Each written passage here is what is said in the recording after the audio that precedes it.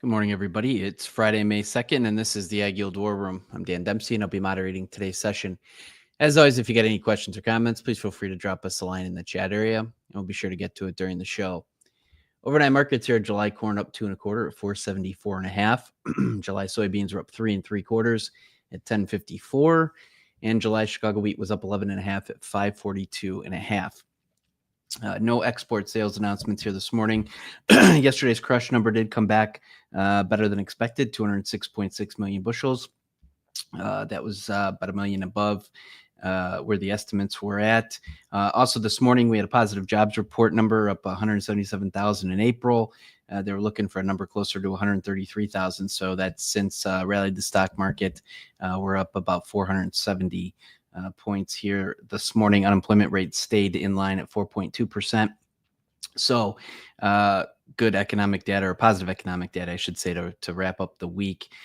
We did have some deliveries here overnight, 165 oil, 28 corn, 80 Chicago wheat, 200 Kansas City wheat, 11 meal, and 3 soybeans.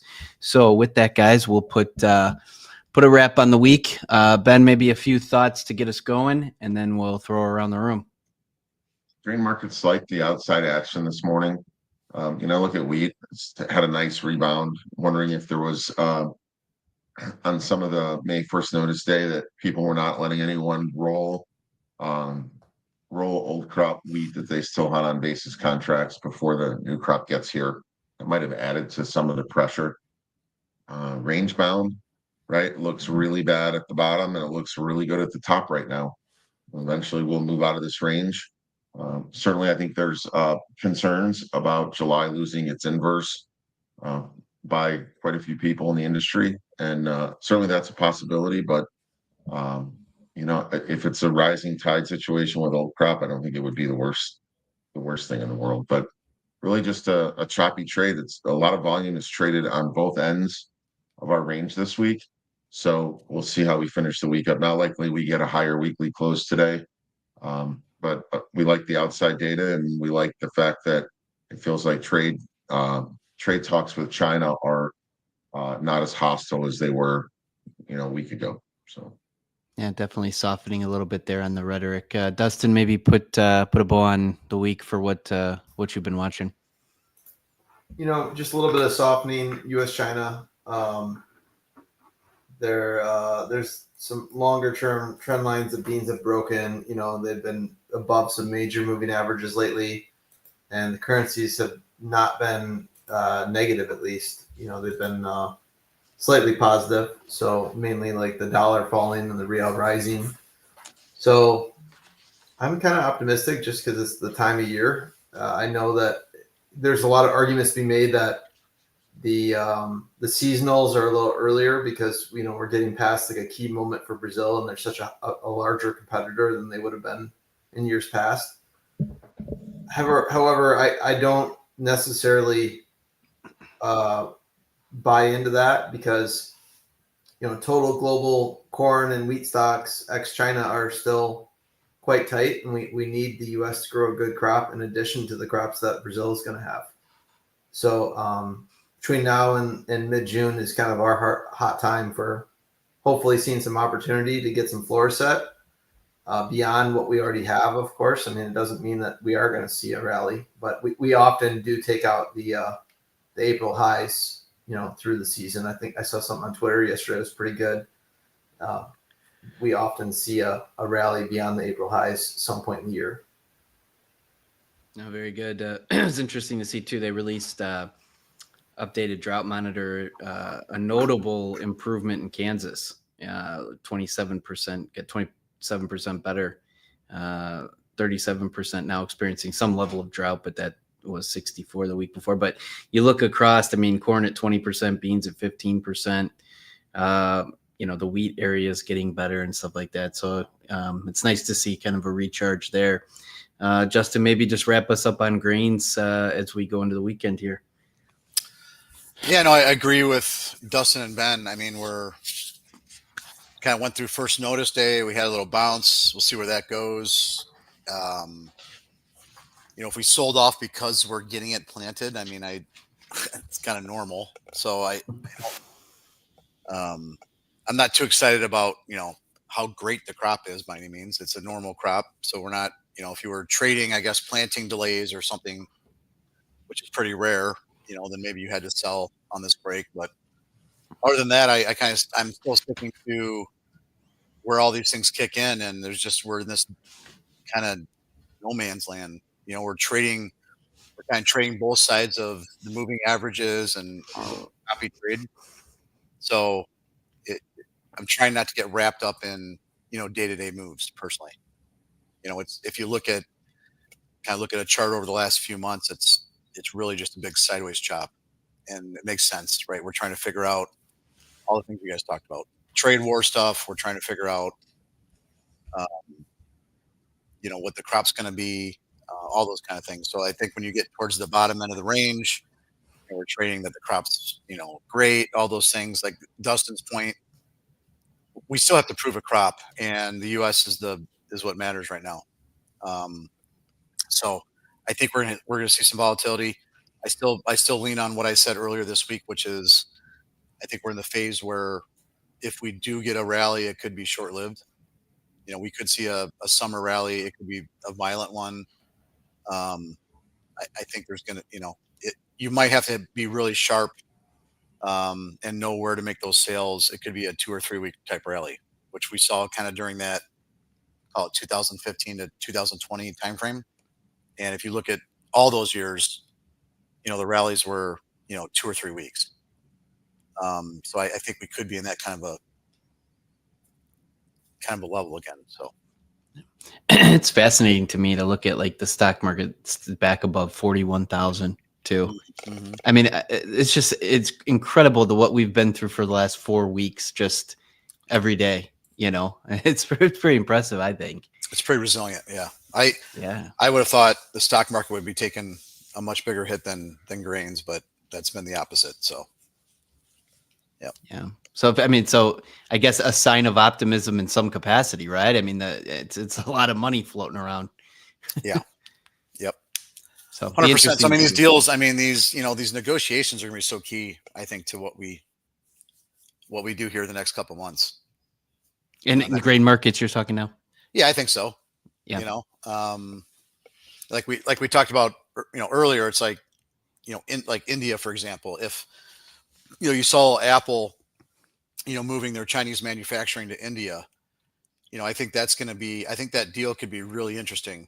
You got 1 billion, whatever it is, 1.3 billion people, and cheap manufacturing, they're really 25% of the cost of Chinese manufacturing, or as far as labor is concerned.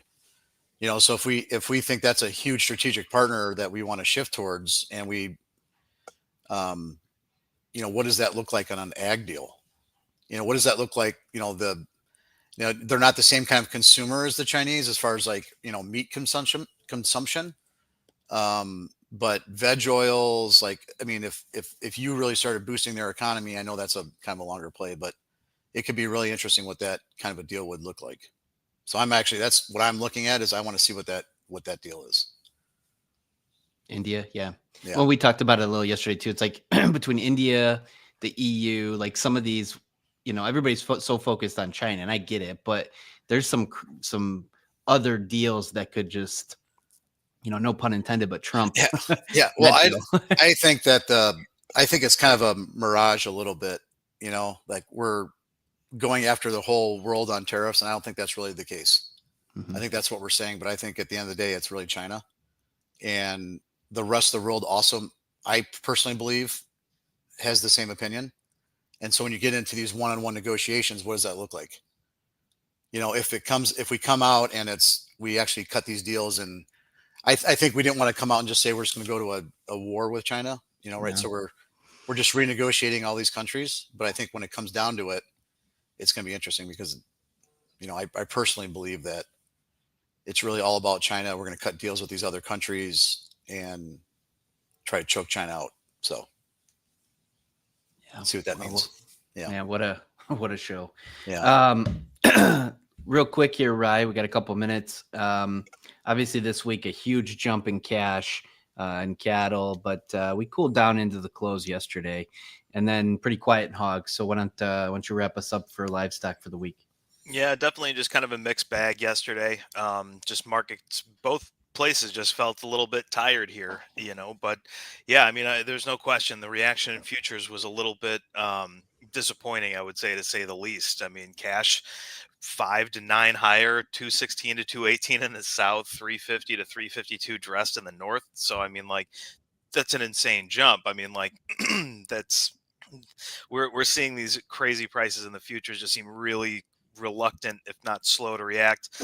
Maybe some of that's just because of some of the outside market fears and those kind of headlines. But today you got a little bit more optimism, especially with the unemployment report and just kind of this, just what's going on in the stock market. So we'll see if that bleeds into us today. But generally, still, there just hasn't been a let up on the cash side of things. At all. I mean, the supplies are still tight. I mean, I think some of this, the drought monitor is suggesting that conditions are improving in the south. I think that's a little bit of supportive to feeders, just kind of longer term. And we'll see if that influences any kind of longer term expansion plans down the road. But I think that's going to be kind of the chatter right now. So overall, news is good. Open interest is climbing. So I think we are starting to get a lot more eyes on producer hedging, especially in the back end of the market, being over $2. So you've got a pretty comfortable price level. But just an uncomfortable kind of historical price level, just because it feels like there's a lot of downside risk here. So just some things to be aware of, but hopefully we can see a little bit of the stock market sentiment kind of bleed into the cattle this Friday or today. And then on hog side of things, yeah, just kind of flat. I think everybody wants to see what happens with China right now, just especially after the export report yesterday. But now that they're potentially evaluating these U.S. proposals, I think you just got a better sentiment. Maybe that gets at least the futures a little bit more whooped up. The cash has just been kind of flat, cut out flat, just some very little light downs yesterday. So I think that's what we're looking at, and going to see how commitment of traders shapes up on today's report. So. Very good. Appreciate the update. We made it, guys. We did it again and got through the week. And now it brings us to everybody's favorite time of the week. It's Fun Fact Friday. Brian, I'll throw it on over to you, buddy. All right. Thanks, Dan. Happy Friday, everybody. We made it, and happy Derby weekend. Tomorrow will mark the 151st running of the Kentucky Derby. So I thought let's look at a lighthearted look at all the unwritten rules of going to the Derby if anyone's heading there on Saturday. For our lady viewers, your hat must defy gravity and logic. It's not just a hat, it's a statement piece that could double as a satellite dish or have its own zip code to block out the viewers behind you. Mint juleps are mandatory, but pace yourself. Everyone pretends they love the taste of bourbon, sugar, and mint, but after your first sip, you're dying for a Coke. Pro tip, it's a marathon, not a sprint. Overdo it and you'll be napping in the infield by noon. Oh, by the way, Churchill Downs is BYO nothing, so bring a cooler and that will be confiscated. The infield is where the Derby's wild side takes place. No dress code, just chaos. The hidden rule there is anything goes. From togas and Ryland, you'll like this, you can wear a tutu. You might not see a single race. It's more about not seeing the races, but surviving the party. Betting is cash only, so bring a ton of cash. Don't want to be sitting in an ATM line because they're probably longer than the race, and they probably usually go dry by noon. Happy Derby is the secret handshake. Greet fellow fans with Happy Derby, you're in the club, and then you can pretend like you know something about racing. Throwing some lingo in there, like knowing what a furlong is eighth of a mile. And the spite bet is real. If anyone trashes your bet, you double down out of pure spite. All right, guys, now get your pencils and pad ready here. So I asked Grok AI to predict the outcome of this year's race. The winner, journalism, who is 3-1. To place is sovereignty, who is 5-1. To show is Burnham Square, 12-1. And the long shot to hit the board is Grande at 20-1. No, it was really crazy, though, too, is that AI even knew that it's supposed to be raining. So journalism must be a mutter, and his mother was a mutter. So mutter was his father. Mutter was a mutter. Father was a mutter. Yeah. So, good luck if anyone's heading out there, and enjoy the day. I'm going Grande. War Room users might change the board after we place these bets here. We got the Entertainment inside purposes track. only. It's more fun than the markets right now. Yeah. Yeah, right. No kidding. All right, Bryce. Thanks, man. Very good. Appreciate that. Also, thanks to everybody that tunes in every day. If you wouldn't mind, throw us a like and certainly subscribe. Doesn't cost you anything to do so. It'll keep you up to speed on everything that's going on with AgYield. So again, thanks to everybody that supports the show. We're doing this live every day that the markets are open on X, Facebook Live, and YouTube Live at 8:15 Central Time. Hope everybody has a great weekend. Enjoy the Derby, and we look forward to talking to you again next week. The War Room is proudly presented by AgYield. For over 50 years, the AgYield team has provided grain marketing and risk management solutions for growers across the country. Our veteran consultants harness cutting-edge technologies to pinpoint risk, optimize market performance, and protect your farm's profitability. Discover a new approach to farm revenue management at agyield.com. Hey guys, Jack here. Be sure to support the show by hitting the like button, leaving us a comment, and subscribing to the channel for all the latest updates. Thanks for watching. We'll see you next time.